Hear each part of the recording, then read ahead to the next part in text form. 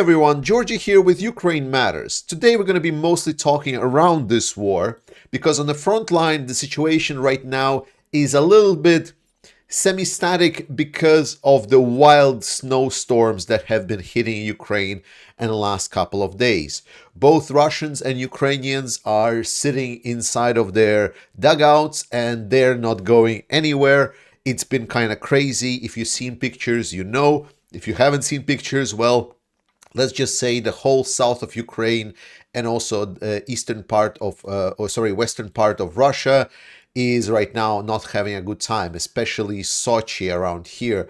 There are many videos showing as big, almost like tsunami waves are just swiping through the city. On the Kherson front line, I was skeptical for a while that Ukraine would not be able to move across the river and then secure positions across the river for a long enough time, even if Russia starts using aviation. But then Russia would eventually push them out. Potentially Ukrainians can hold, but it will be small forces, and so on and so on and so on. Ukraine was able to hold the area around Krinky for a long time. Ukraine was able to maintain the control over parts of this highway for a while. Now we know that Russians tried to push Ukrainians back. Reportedly, they had partial success, but I don't have precise details right now on the correct kind of line of what specifically is Ukrainian control, what Russian control is, because we see different sources just come out with videos from different days, and sometimes it's this small, sometimes it's like that big, and so on. So it's varying. But what we need to understand right now is that my initial questions that I asked is how Ukraine is gonna supply this beachhead, how Ukraine is gonna continue putting in forces into this area. And as time kind of went by and by, I saw that Ukraine was able to get certain infantry fighting vehicles, Ukraine was able to get certain tanks over the river. But the problem is that it needs to be constantly flowing logistics. It's not good enough to just have a couple of vehicles that support light infantry on the beachhead. At some point, you would need to transfer significant forces. And the more I looked into this, the more I kind of reached out to the people that know more about this area. The answer was always, we don't know so far. So there is right now no confirmation that Ukraine has indeed that Ukraine was indeed able to scale the logistical machine necessary to bring more forces to this area and to significantly expand this area. And what we know about the Russian forces in the area under the General Teplinsky is that he has enough forces to hold back Ukrainians. It seems that it's not enough and they're not capable enough to push Ukrainians all the way back to the river, but they are preventing Ukrainians to expand this beachhead. Therefore, we can say that unless Ukrainians will find a way how to expand it, I would say it's 50-50. If we will see that Ukraine suddenly will start getting significant expansion in their beachhead, at that moment we will come back and I will gladly tell you. But for right now, we should be aware that it's not expanding yet. What is right now problematic, what has been reported by many, is Russian advancements around Avdiivka that were happening earlier this week. Most notably in the area which is called the industrial zone around here. Russians here used tunnels to get close to Ukrainian positions and undermine their defenses, and they were able to put it together and execute about at the same time as they used another tank, an armored vehicle assault from different sides of Avdiivka. So they were able to create a lot of noise for Ukrainians not to be able to secure this area. And unfortunately, Ukrainians had to fall back. Russians also had marginal, I'm saying 20-30 meter progress in direction of Stepove and direction to the coke plant. But what we need to understand, I want this message to be understood very, very clearly. Avdiivka is not the end of the world. the Ukrainian command, Ukrainian army, Ukrainian defense forces do not live and die by Avdiivka.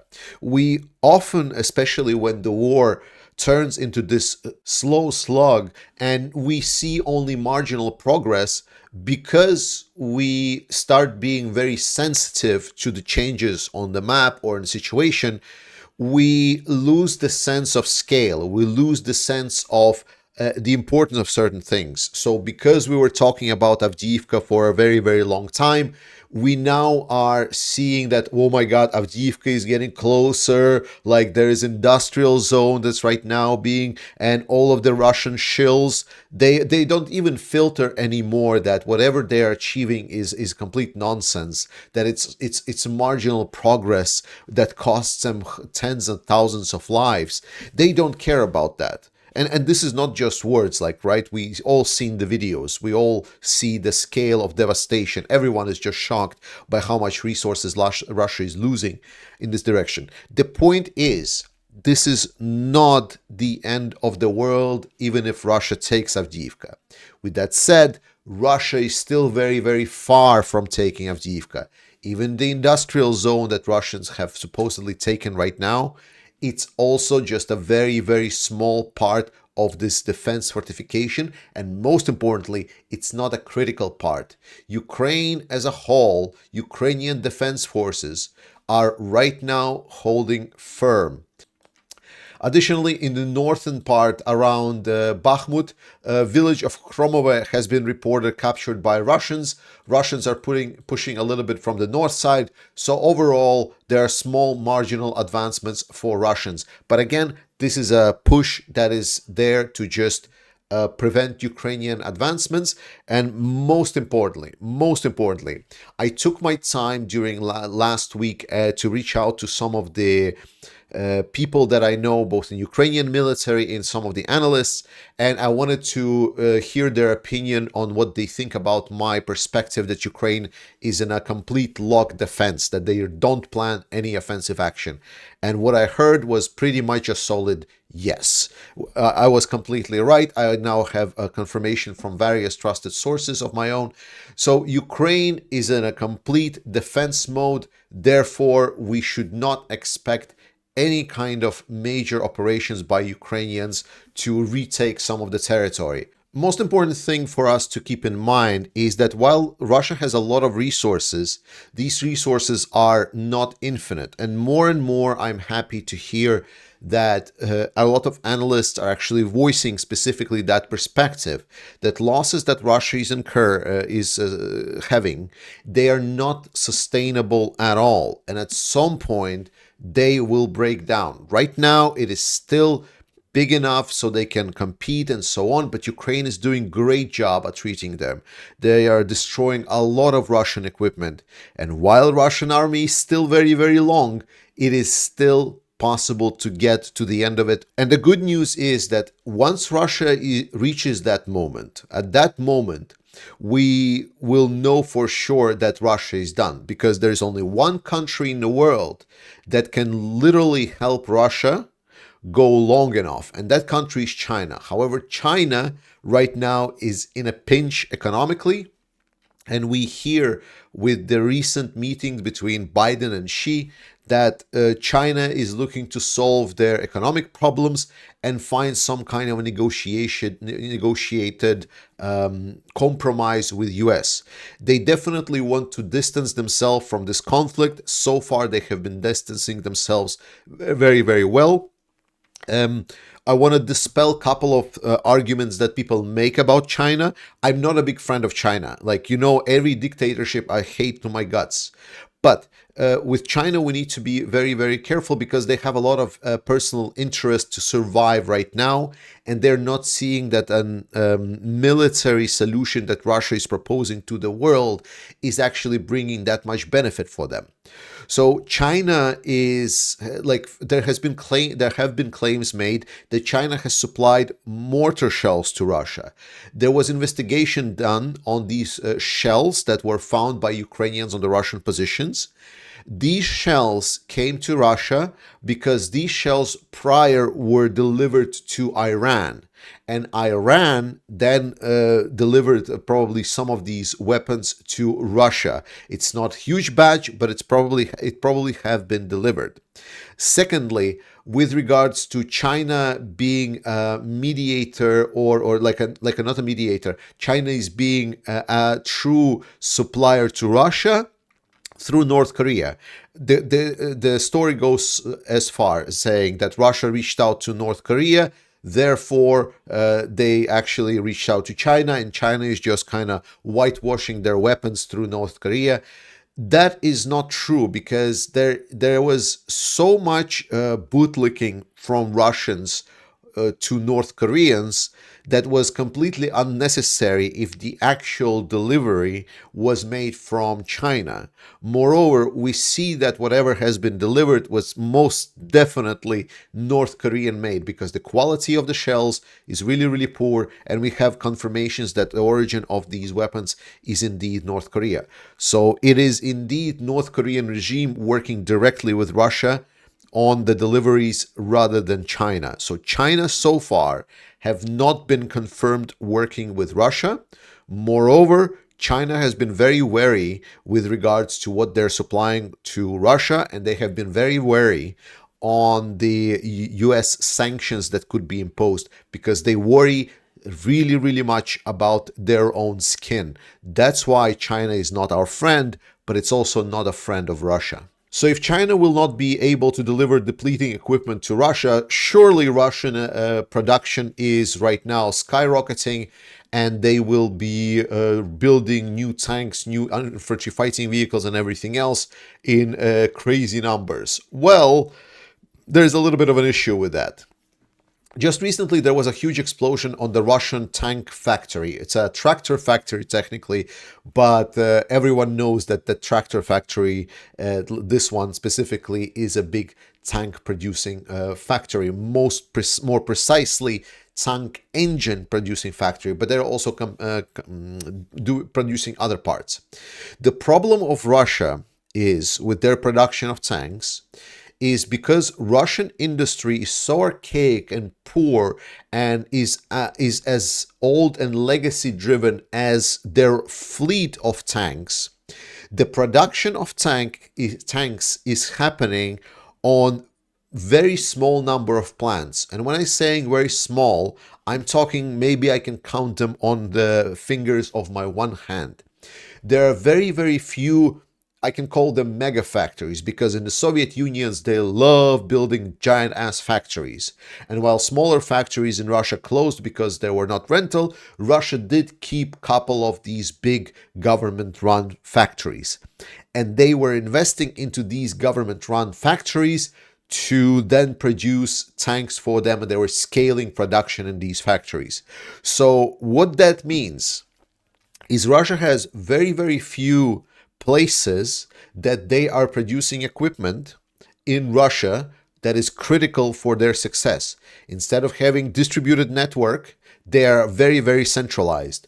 So when there is a factory like this, it kind of becomes a question: if an enemy can get past your defenses and strike it, it's gonna hurt, and it's gonna hurt a lot, and it is hurting, and it is hurting a lot. The explosion on this tank factory, it's located in Chelyabinsk, which is quite far from the front line. It's about 1,500 kilometers, maybe a little bit more. And explosion on this tank factory shows that Ukraine is looking to strike these critical targets. I don't know how they're doing it. I don't know if it's locals that are helping Ukraine. Any way that it's happening, it's great. The point is, there is an effort to strike the few Russian places that are producing tanks or other critical equipment. So all of the outline that Russia will be able to scale that production, which, to be honest, was not even going to reach the numbers that Russia need. Because remember, Russia is right now able to fight so poorly. The commanding structures are so bad. Russians are fighting so bad with so much casualties, only because they know that they have huge reserves and they can allow it. If they're going to be put to the wall saying, like we're kind of running dry, at that moment, they will not have these tactics available. And we will see exactly what happened with the Russian possibility of fast advancements by using huge artillery walls, like artillery barrages that are destroying, like making this firewall that just kind of rolls over the enemy, and then Russian forces just kind of walk across anything that is left over there. Once Ukraine was able to somewhat match Russian artillery, we suddenly saw this tactic disappear, and Russians now are able to advance only by huge sacrifices. This is just the next step, and it's gonna come, and we're gonna see it. The same way that we saw Russian firewall tactic die, we're gonna see this tactic of huge Russian sacrifices die as well. And at that moment, well, let's just say Russia doesn't have a lot of tools in that toolbox. It's kind of shallow. Then the second thing was the support for Ukraine from US. People were worried that US is not going to support Ukraine, and we're going to be stuck with no support. There are two important things to understand. Support from US has never stopped. Because while there is a little bit of a pause right now, what I did in last week, I actually listened to some of the Ukrainian voices, Ukrainian lobbyists that are working closely with Congress, that are well in the know, and they gave great insights on what's actually happening behind some of the closed doors and so on. So the situation is as follows, that we need to understand that there are two types of support that US is doing. One type is the Presidential Drawdown Authority that Biden is doing. And he is then taking existing weapons and ammunition from the stocks of the United States Army, or military, like not just army, and then transferring that to Ukraine as a support for Ukraine directly from the stocks of US. Then there is the second part, the USAI support, which is Ukraine Security Assistance Initiative. And US Security Assistance Initiative is, Ukraine Security Assistance Initiative. And that one works by placing orders to the producers and manufacturers of weaponry, and then these manufacturers are delivering weapons to Ukraine as they are manufactured. The USAI has been going on for more than a year. So a lot of current deliveries to Ukraine that are happening right now are actually what was ordered a year ago. So right now, all that, if you put a perspective, the pizza that you ordered a year ago is only now starting to arrive, but you kept ordering pizza for this whole year.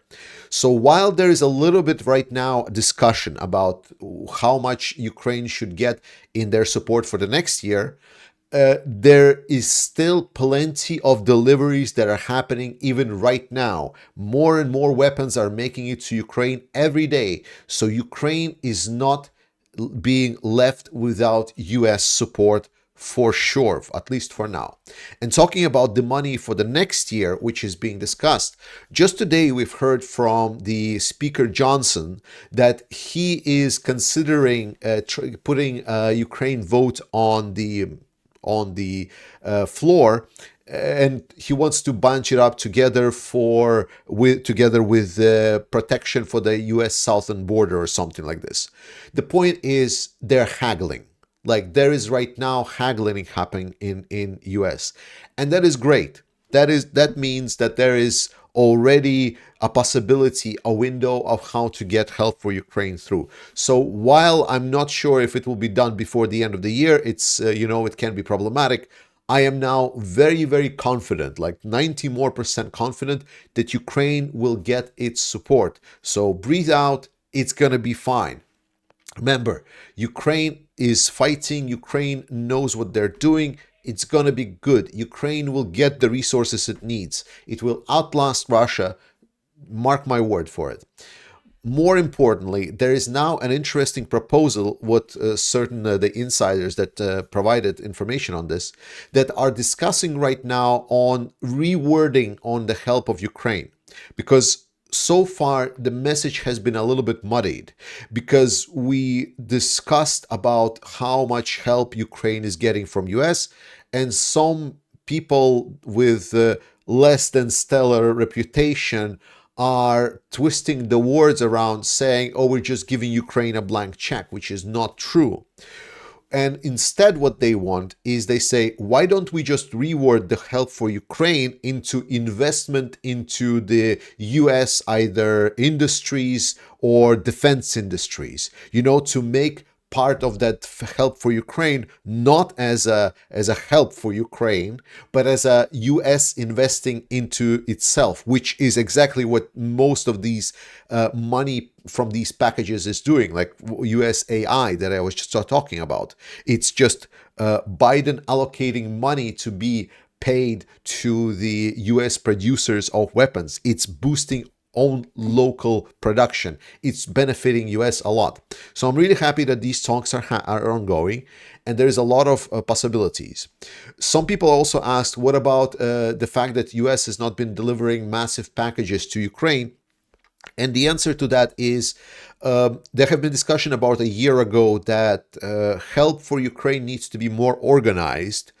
And since then, they've shifted focus. If you remember, around the last winter, they were started to have meetings where there was discussion for what kind of operation Ukraine needs to perform. And after that, they prepared a list of things to be delivered to Ukraine. And then countries kind of split it up and put it on a ballot what to deliver and when.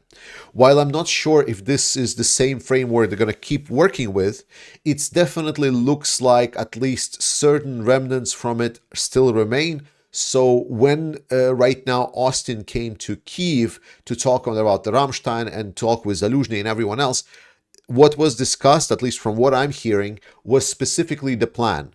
What kind of plan can Ukraine provide? What is expected? What kind of operation Ukraine needs to perform? And can they list the weapons and ammunition they need again? So we might hear of more organized deliveries once Ukraine and the allies agree on this plan.